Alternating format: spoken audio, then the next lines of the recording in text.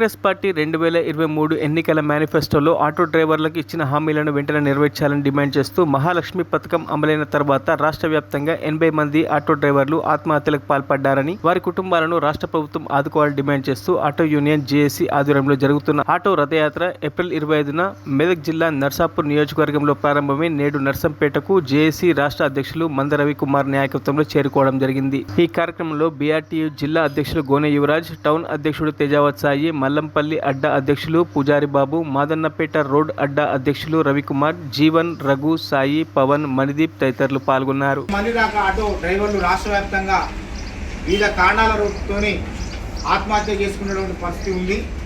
కాబట్టి ఈ 80 మంది ఆటో డ్రైవర్ కుటుంబాలను రాష్ట్ర ప్రభుత్వం తక్షణమే ప్రతి కుటుంబానికి 25 లక్షల రూపాయల ఎక్స్గ్రేషియే చెల్లించాలని, వాళ్ళ కుటుంబంలో ఒకరికి ప్రభుత్వం ఉద్యోగం ఇవ్వాలనేటువంటి ప్రధాన డిమాండ్.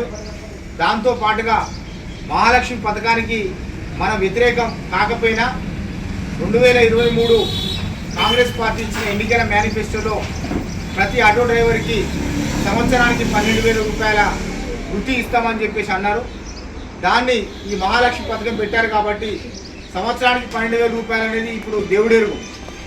ఏదైతే అది ఉందో అది నెల ప్రతి ఆటో డ్రైవర్కి 12,000 రూపాయలు ఇవ్వాలని చెప్పేసి రెండో డిమాండ్.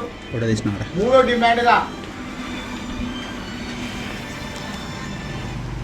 డిమాండ్గా మన ఏదైతే కార్పొరేషన్ ఏర్పాటు చేయాలని చెప్పేసి మనం గత కొన్ని సంవత్సరాల కానించని ఆగస్టు 1వ తారీఖు వచ్చిందని అంటే మనం కార్పొరేషన్ ఏర్పాటు చేయాలని చెప్పేసి రోడ్డు మీదకి వస్తాం.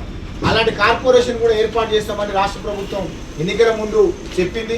కాబట్టి ఆ కార్పొరేషన్ని 1000 కోట్లతో ఏర్పాటు చేయాలనేటువంటిది ఈ డిమాండ్లతోని, ఇంకా కొన్ని ముఖ్యమైనటువంటి డిమాండ్లతోని రాష్ట్ర వ్యాప్తంగా తెలంగాణ రాష్ట్రంలో ఉన్నటువంటి 32 జిల్లాలు తాకుతూ దాదాపు ఒక 32 రోజుల పాటు జరిగేటువంటి యాత్ర 12 రోజుల కాంచని తమ కుటుంబాన్ని, తమ పిల్లల్ని, తన బంధువులని అందరినీ వదిలేసి మన ఆటో కార్మికుల రక్షణ కోసం, వారి కోసమే తిండి తినక ఆకలైన దూపైన పడుకోవడానికి సొంతింటికి పోతే నిద్ర పడుతుంది. అట్లాంటిది ఎక్కడ చీకటి పడితే అక్కడ, ఎక్కడ ఉంటే అక్కడ తిన్నది పెట్టి అట్లాంటి మనందరి కోసం కుమారన్న ఈ ఉత్తర తెలంగాణ జిల్లాలో ఉన్నటువంటి అన్ని జిల్లాలు తాకుతూ ఈ నెల 27వ తారీఖు నాడు హైదరాబాదు చేరుకొని మొత్తం రాష్ట్రం మొత్తంగా జరుగుతున్నటువంటి రథయాత్రకు నాయకత్వం వహిస్తున్నటువంటి నాయకులు మొత్తంగా 27వ తారీఖు నాడు ఇందిరా పార్క్ చేరుకొని ఆ 27వ తారీఖు నాడు, ఈ నెల 27వ తారీఖు నాడు పెద్ద ఎత్తున కార్మికులకు అక్కడికి చేరుకున్న తర్వాత అక్కడ సభ పెట్టి మీరు ఇప్పుడు ఏవైతే మనం డిమాండ్స్ పెట్టినామో ఈ డిమాండ్స్కి అనుగుణంగా రేపు భవిష్యత్తు పోరాట కల్పన కూడా అక్కడ రూపొందించుకోవడానికి అవకాశం ఉంటుంది. కాబట్టి ఇక్కడికి వచ్చినట్టు కాకుండా సరే ఇక్కడ కొంచెం ఇన్ఫర్మేషన్ గ్యాప్ అనేటువంటిది కూడా మనకి వచ్చింది. వాస్తవంగా ఏంటంటే మన నర్సంపేట డివిజన్కి మన సాగర్కి సమాచారం ఇచ్చిండు.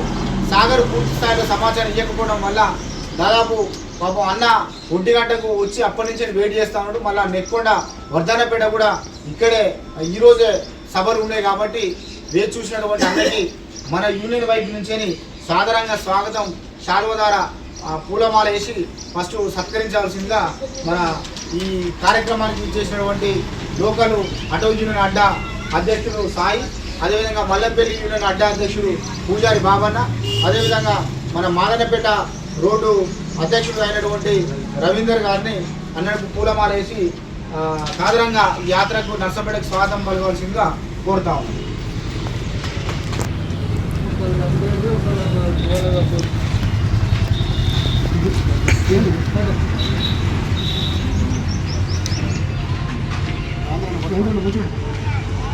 మరిన్ని అప్డేట్స్ కోసం మా ఛానల్ని సబ్స్క్రైబ్ చేయండి.